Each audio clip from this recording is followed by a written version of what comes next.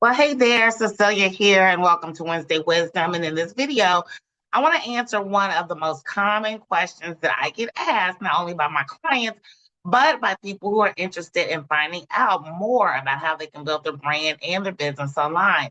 That question is, what are the numbers that I need to watch in my business if I want my business to grow?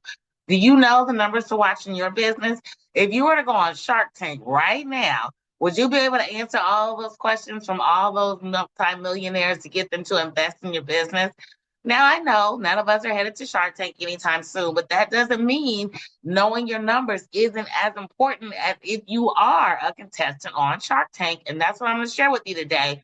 I'm going to share with you the numbers to know, and I'm going to share with you how to calculate the numbers you need to achieve your financial goals in your business.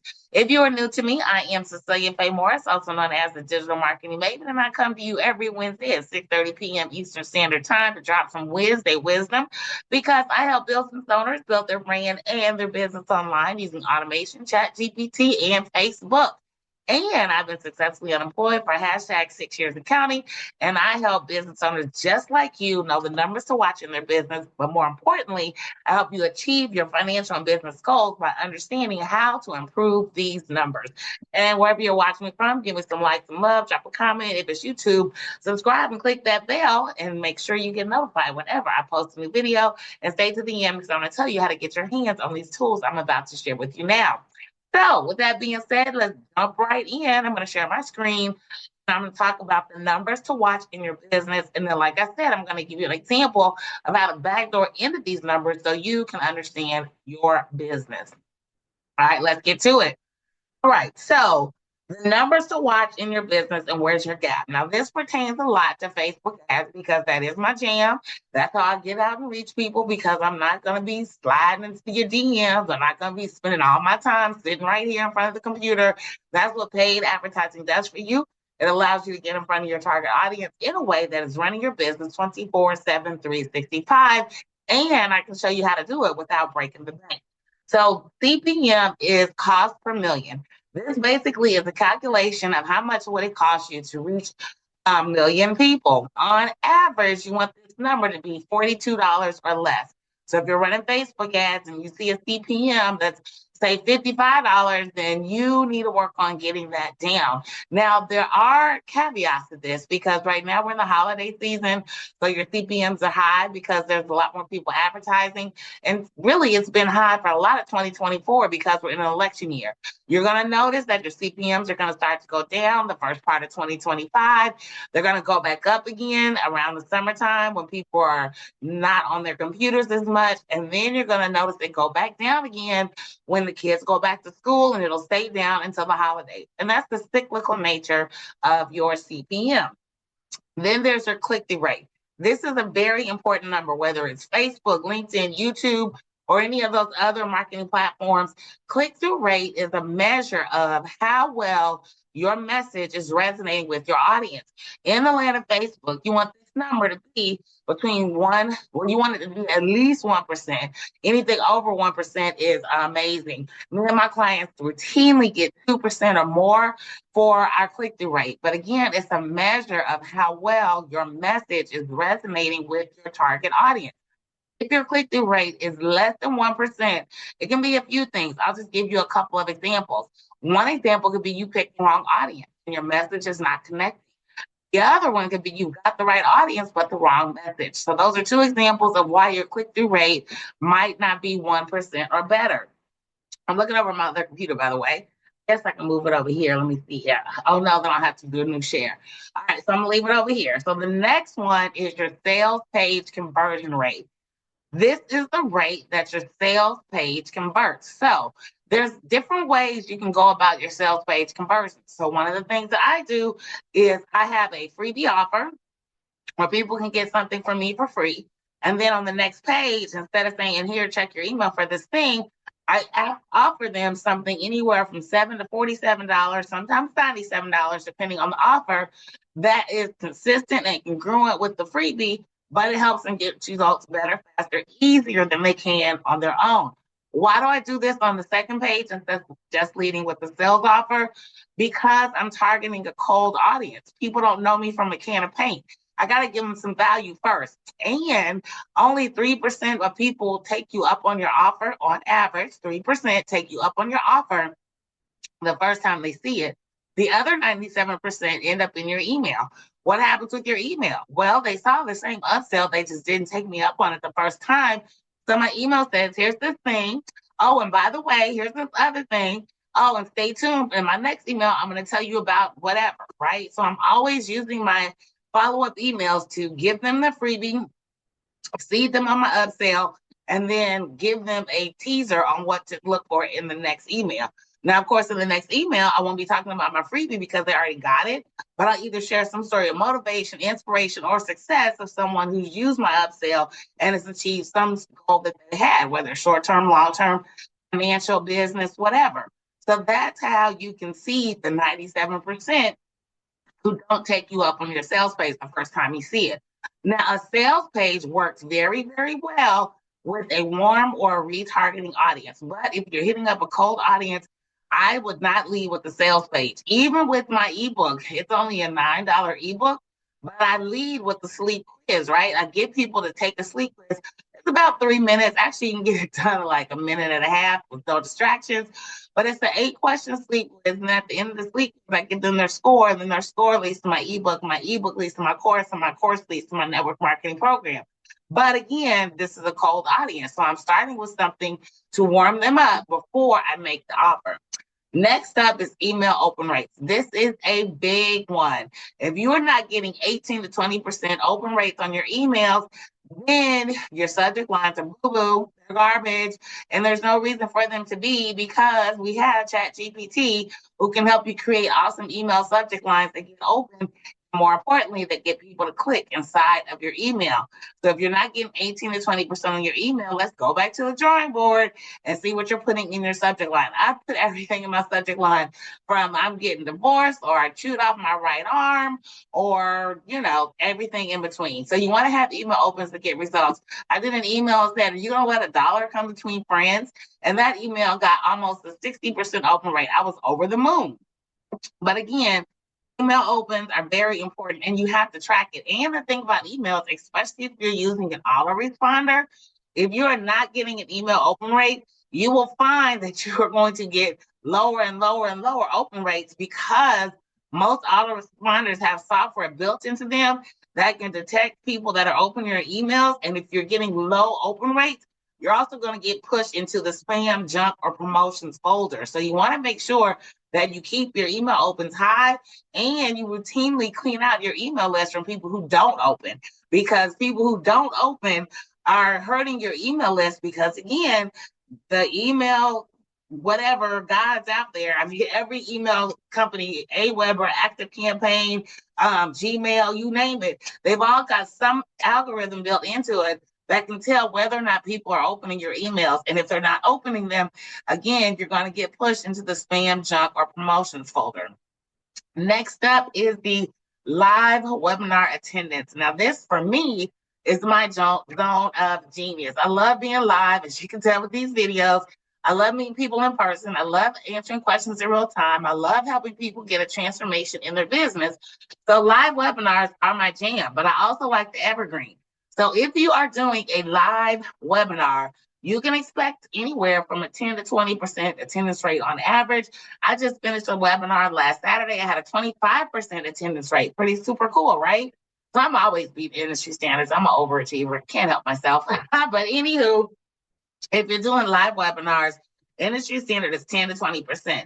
So what that means is for every 100 people that sign up, you can expect 10 to 20 of them to attend. So if you want more than that, then you got to get more signups, and you're not going to get it with the cold to sold organic marketing. You're going to have to pay to play and put some money behind the machine, because that's the only way you can cost effectively reach a large enough number of people to increase your chances of making sales on the back end. Then there's the evergreen webinar. Now, the thing that I love about evergreen webinars is it's for people who are ready to take action right now, right? They don't want to wait 2 weeks before I do another live. They want to hear what I got to say right now. And so I've got an evergreen webinar that's set up to basically show every 5 minutes. So like it's 9:21 right now, Eastern Standard Time. That means the time I'm recording this video, not when you're watching it. But if you were to land on my link for my evergreen webinar, the next one would be at 9:25. The next one would say 1 p.m. tomorrow. The one after that would say 7 p.m. tomorrow. But if you come back, say at 10:02, the next one will be at 10:05. So it's always a rolling 5 minutes and then a standard 1 p.m. and 7 p.m. So that's how the evergreen webinars work. But because they're evergreen, the expectation, at least for me, is I will have a higher attendance rate because people don't have to wait. So I always strive for that 60 to 85% sweet spot. Most weeks I do pretty good. I look at my ads on a 7-day rolling schedule so I can always see where I'm going and where I need to improve and if I'm having ad fatigue. If you're not familiar with ad fatigue, that means people are getting tired of seeing your ads, so you just got to put some fresh creative out there. But evergreen webinars for me are great because it catches the people who don't want to wait, and you can get a lot more people through your funnel because you don't have to follow up with that whole email series reminding them to show up. But again, live is good because people get to know, like, and trust you. They get to see your training style, whatever. But evergreen is better because the thing for me, I did live webinars every month for 3 years, and I noticed that people were feeling a sense of urgency or a need to sign up. They were like, oh, I'll just see you next month or whatever. So then I was like, yeah, no, we got to change. And the reason being is because, again, I need people to have that sense of urgency. But I got into the evergreen game because if I did a live event and say only 2 people signed up, then that's all the income I have for the entire month. Whereas evergreen, I've got a consistent flow of people coming in, watching my webinar and signing up. So that's how evergreen works. And then from your webinar, whether it's live or evergreen, you can expect 10 to 20% of the people to take the next step. So just to put that into perspective, I'm going to pull up my little handy calculator here. So let's think about these numbers, right? So if you've got a live webinar, I said 100 people and 20% show up, that's 20%. That's 20 people. And then of those 20%, let's say you get 20% of those people to book a call. We're going to say times another 20%. So for 100 people, you can expect 4 people to follow on the back end. So I hope that helps. So I'm not going to go through every single one of these except the landing page. The landing page is really important because if you have a freebie, your landing page should be converting at 30% or better. That means for every 100 people that see your free offer, 30 of them need to be giving you their name and email. If your landing page is not converting at 30%, you probably have a low click-through rate and a high CPM. So let's talk about how these numbers matter in your business. I got a couple of calculators here for you. And again, I'll give you a link on how you can get your hands on these items at the end of this video in the description. So for this first one, this is the webinar calculator. I base this on a monthly goal. So if I have a monthly goal, which I do, $10,000 a month, and the average price of my program is $1,497, that means I need to make 7 sales a month in order to hit my $10,000 goal. If I have an average webinar conversion rate of 10%, that means I need 67 people to show up live. Now we're backing into these numbers. Again, don't get caught in the minutia. You get this spreadsheet. These formulas are built in. You see how this formula is built in right here? So that's how this formula works. So anywho, if I want 7 people to fall out in sales, then I need 67 people to show up for my live webinar. And if my webinar attendance rate is 20%, if I got to get to this 7, meaning I got to get 67 people to show up, then I need to have 334 people register for the webinar in order to get my 7 fallout on the back end. And if it's costing me on average $5 per registration, and this is for a free webinar, not a paid one, if it's costing me $5 for people to register on average for my webinar, then I'm going to spend about $1,700 roughly a month in ad spend, which to me isn't that bad because this is a webinar. And if I'm making $10,000 on the back end and it's costing me $1,700 on the front end, that's still a profit of $8,329.99. Who's up for that? Raise your hand. Me. All right, here's another example. And this is the tripwire offer. So this is the offer that I was telling you about, where you get something free with your lead magnet and then offer them something on the back end. So if you have the same goal of $10,000 per month and you have something that costs $197, now that's a little bit pricey for a tripwire offer, but it's not impossible. But you got to work the numbers, right? You need 51 sales to get your $10,000. 30% conversion on your landing page. Your landing page is your freebie. 30% conversion on your landing page will get you 169 people that are seeing it. And then people who go all the way through your funnel and get to the sales page, you're going to need about 1,700 people. If it's costing you on average about $4 to make a sale, you can plan to spend about $6,700 on advertising. I know your eyes just fell out of your head. Don't worry about it. It's okay.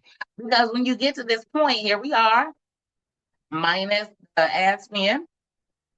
All right, that's still $3,200 a month for a free offer that's running 24/7, 365, where you don't have to do anything except give the people the stuff in their inbox. Not too shabby. So how can you improve on these numbers? Well, you can improve with the landing page conversion rate. Say you get a 50% conversion rate on your landing page. Well, that just changed everything. Now you only need $4,000. And then what if your sales page converts at 20% instead of 10%? Now you only need $2,000.